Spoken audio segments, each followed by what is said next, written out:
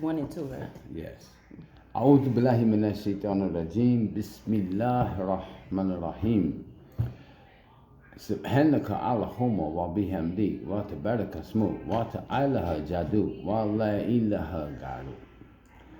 Today's session is based on the 6 articles of faith as well as relationships.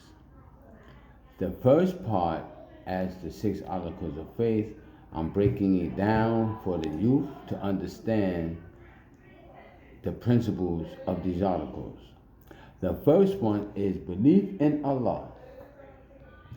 Belief in Allah requires belief in His existence, His magnificence, His omnipotence, and His omniscience, that He is the creator, the maintainer, sustainer, and provider for all those of His creation. Belief in the angels. We believe in their existence, and we believe that they are the servants of Allah subhanahu wa ta'ala. Belief in the divine books. We believe in the divine scriptures that were sent by the messengers of Allah. The Torah, the Book of Psalms, the Injil, and the Quran. Also, the Arabic term for the Psalms is Zabur. Believe in the messengers, from Adam alayhi salam to Prophet Muhammad sallallahu alayhi wa sallam. Belief in the Day of Judgment, that at one time, fitting Allah's majesty and His divine will, that all of us will be judged according to our deeds on this earth. Then belief in divine decree, Allah's divine decree, the good and the bad of it, meaning everything that happens is according to His will and His command. Now, there has been an issue where some youths feel that there is a permissibility of having boyfriends and girlfriends. I'm going to expound from the book called Marriage in Islam by Abdur Rahim Muhammad. Yeah.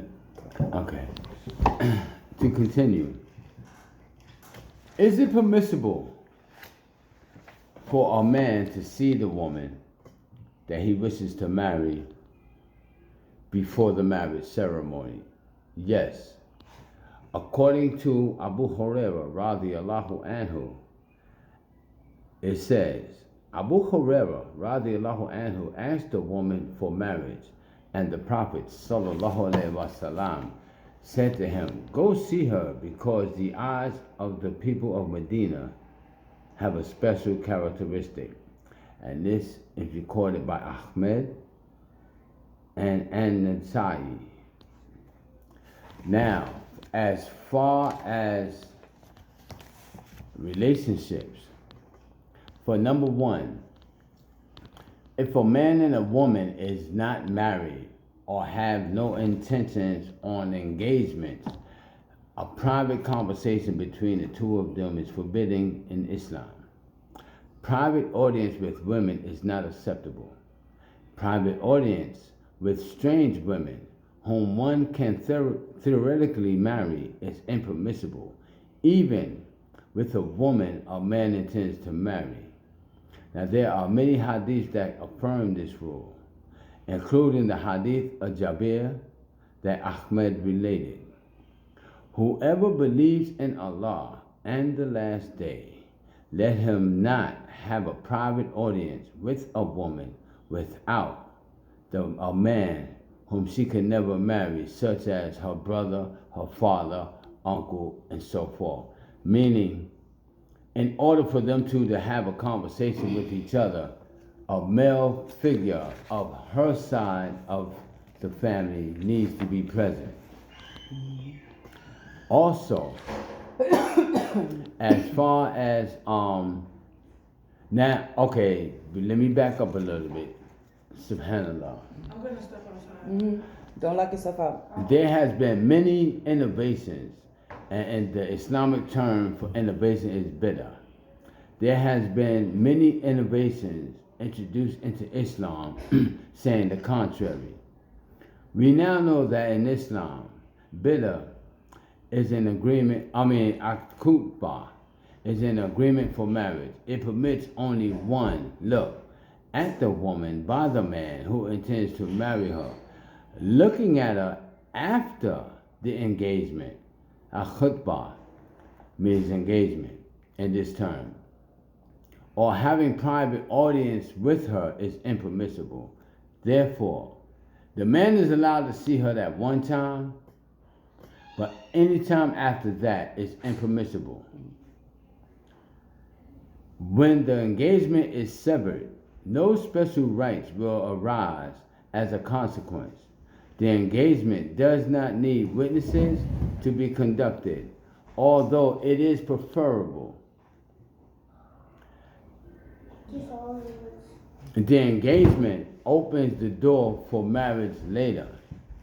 Only marriage contracts establish special rights and obligations between the spouses. The engagement, according to un-Islamic traditions, that means following the laws of the non-Muslims or disbelievers, permits a man to look and associate freely with his fiancée. According to this tradition, all is accepted except sexual intercourse. However, in this day and time, many people fall into the category of having sexual intercourses while being engaged. Sometimes even priests attend such engagement parties. Some Muslims have started to imitate these traditions practiced by the disbelievers by exchanging engagement rings, paying a dowry, which they call shabka, and serving toast after the engagement is conducted. All of this basically is not allowed in Islam. We advise our Muslim brothers not to indulge in such innovations that was spread in the Muslim world by the hands of those who imitate the Christians. In Islam, the man cannot enjoy his fiancée in any form, repeat, any form, except after their marriage contract is signed and announced, meaning the woman is not allowed to play the part or take the responsibilities as a wife until she becomes the wife. The man cannot and should never say to the woman, oh, you're my fiancé, do this, do that, and things that a wife's supposed to do. She is not obligated to take on that responsibility until the marriage contract has been conducted, finalized, and sealed. Plain and simple. She is not obligated to take care of him. She's not obligated to cater to him. She's not obligated to do anything under the sun and moon to please his desires until she becomes his wife. Also, it is not permissible for engaged people to meet secretly or see what one can see of his or her future spouse. That means her hair is to be covered. He's supposed to be fully covered. She is not allowed to show her body parts, and he's not allowed to show his body parts until the marriage has been fulfilled. Furthermore, we affirm that exchanging engagement rings is un-Islamic. Even if many Muslims approve of this practice, for an act to be popular and widespread does not mean that Islam allows it. Meaning, just because